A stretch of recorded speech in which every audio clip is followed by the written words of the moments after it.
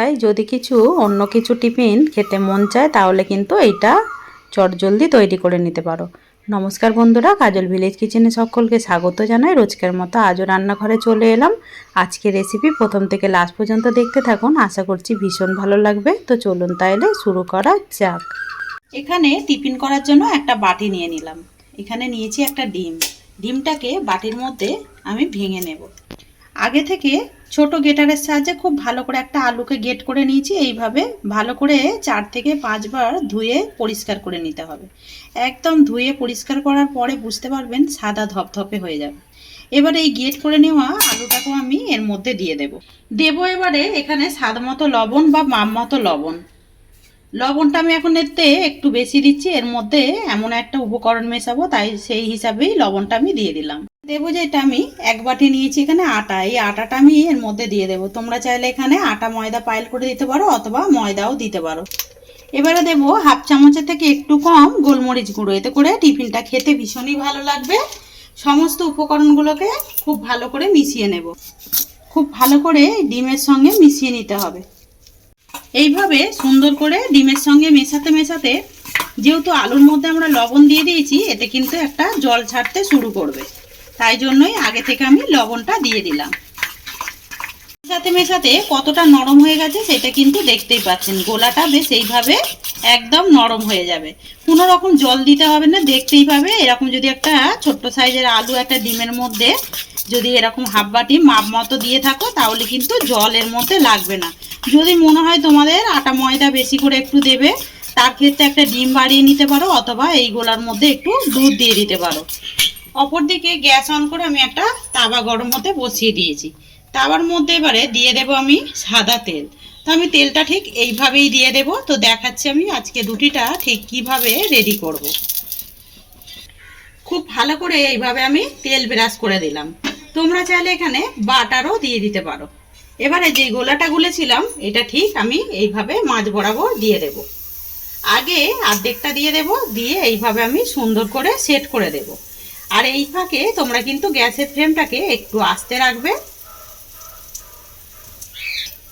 এবারে যেই গোলাটা রয়েছে সেইটাও আমি এইভাবে দিয়ে দেব। সামান্য তেলের মধ্যে এইভাবে আমি খুব ভালো করে একটু সেট করে দিলাম। এইভাবেই লম্বাভাবে একটু সেট করে দিলাম। এবারে এটাকে ঢাকা দিয়ে আমি 2 মিনিট মতো এইভাবে রান্না করতে দেব। 2 মিনিট পর ঢাকাটা খুললাম। কত সুন্দরভাবে ওপরটা শুকিয়ে এসেছে দেখুন। এটা কিন্তু আপনি এবারে কড়া থেকে ছেড়ে যাবে, তখন আমরা এটাকে এইভাবে উল্টে দেব। কত সুন্দরভাবে দেখুন একদম টিফিনটা করার জন্য একটা রুটি কিন্তু আমরা বেশ রেডি করে নিলাম।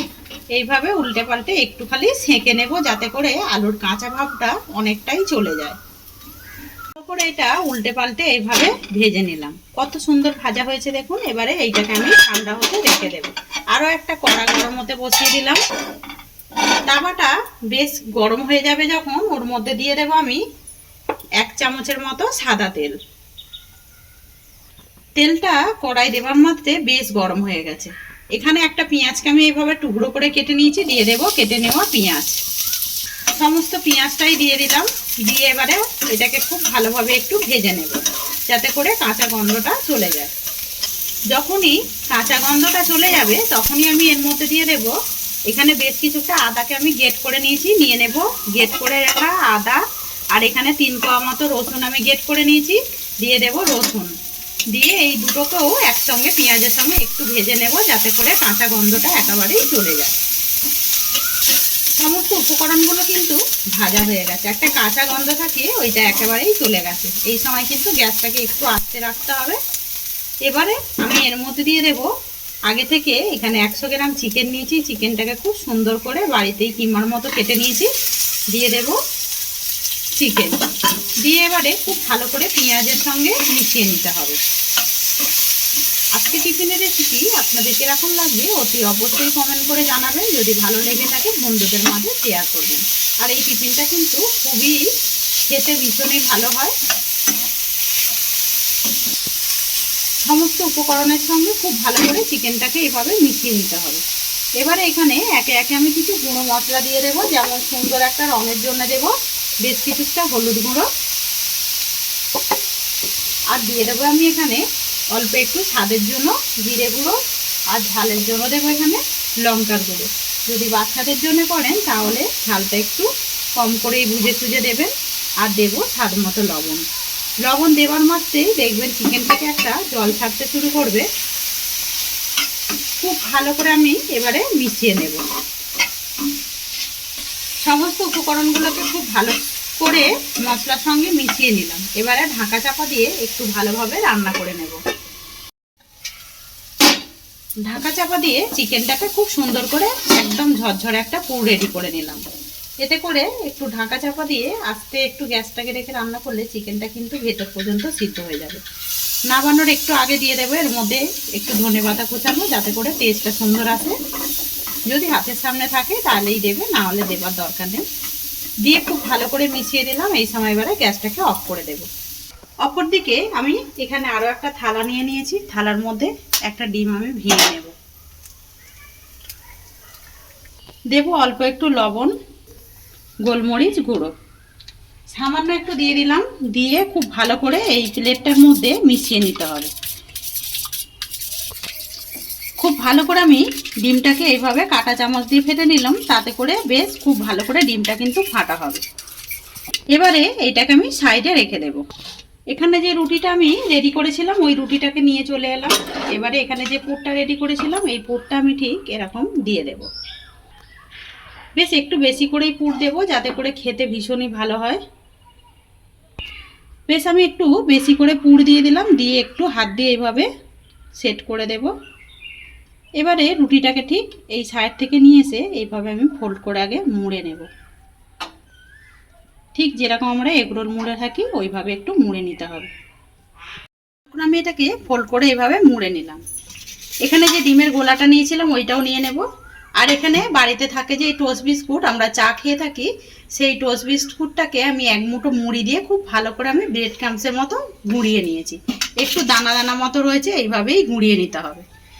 এবার আমি এখানে যে রুটিটা করেছিলাম এই রুটিটাকে ডিমের মধ্যে দিয়ে দেবো। আগে খুব ভালো করে এইভাবে আমি ডিমের গায়ে আগে এইভাবে একটু লাগিয়ে দেব। আমি ডিমের মধ্যে এইভাবে একটু কোট করে নিলাম। এবারে এইটাকে তুলে নেব। একটুখানি ডিমটাকে ঝেড়ে আমরা ঠিক ব্রেড ক্রাম্পসের উপরে দিয়ে দেব। দিয়ে এর উপর থেকে এইভাবে দিয়ে দেব, যাতে করে টিফিনটা খেতে একেবারেই আলাদা হবে। আর দারুণ সুন্দরভাবে কিন্তু ওপরটা কালারও আসবে, মুচমুচেও হবে। খুব ভালো করে আমি এইভাবে একটু কোটিং করে নিলাম। একবারই কোট করলে হয়ে যাবে। এবারে এটাকে তুলে সাবধানে আমি তাওয়ার মধ্যে আগে থেকে পরিষ্কার করে আমি একটু সাদা তেল দিয়ে রেখেছি। গ্যাসটাকে আমি অন করে দিয়েছি। উল্টে পাল্টে একটু সুন্দর করে হালকাভাবে একটু ভেজে নেব। এক পিঠটা ভাজা হয়ে যাবে, বুঝতেই পারবে একটা সুন্দর গন্ধ ছাড়বে। এবার আমি এটাকে এইভাবে একটু উল্টে দেব। এবার আমি এটাকে উল্টে দিলাম যখন, তখনই এর মধ্যে দিয়ে দেবো বেশ কিছুটা গ্রেট করে নেওয়া চিজ। এতে করে একদম খেতে ভীষণই ভালো হবে। আজকের রেসিপিটা একদম চটপটা মতো। সামান্য কয়েকটা দেখো উপকরণ দিয়ে কিন্তু আমরা এরকম বাচ্চা বা বড়দেরকে সন্ধ্যাবেলা এরকম একটা মুখরোচক টিফিন খেতে পারি। সমস্ত চিজটাই দিয়ে দিলাম। এবারে ওপর থেকে একটু ধনেপাতা দিয়ে দেব, যাতে করে দেখতে সুন্দর লাগে আর খেতে আরও বেশি ভালো লাগবে। দিয়ে দিলাম বেশ কিছুটা ধনেপাতা। আর দিয়ে দেবো এখানে আমি আগে থেকে শুকনো লঙ্কাকে এইভাবে একটু গুঁড়িয়ে রেখেছি, এই গুঁড়ো শুকনো লঙ্কাটাকে দিয়ে দেবো। বলতে পারো চিলি ফ্লেক্স করে নিয়েছি। সমস্ত উপকরণগুলোকে দিয়ে দিলাম। এবারে এটাকে আমি ঢাকা দিয়ে দেব 2 মিনিটের জন্য। গ্যাসটাকে আমি অফ করে দেব। পুরো 2 মিনিট মতো রান্না করে নিয়েছি। এতে করে দেখুন চিজটা একেবারে গলে গেছে, কত সুন্দর দেখাচ্ছে। খেতে কিন্তু ভীষণই দারুণ হয়। একটা প্লেটের মধ্যে আমি নামিয়ে নেব। আজকে পুর ভরা এই টিফিনের রেসিপি আপনাদের কিরকম লাগলো অতি অবশ্যই কমেন্ট করে জানাবেন। যদি ভালো লেগে থাকে একটা লাইক করে দিয়ে এইভাবে আমার পাশে থাকবেন, আমাকে সাপোর্ট করবেন। আমার এরকম নিত্য নতুন রান্নার জন্য পাশে থাকা বেল আইকনটি প্রেস করবেন। সবাই ভালো থাকবেন, সুস্থ থাকবেন। ধন্যবাদ। আবারও কোনো নতুন রেসিপি নিয়ে ফিরে আসবো। আজকের মতো এই পর্যন্ত।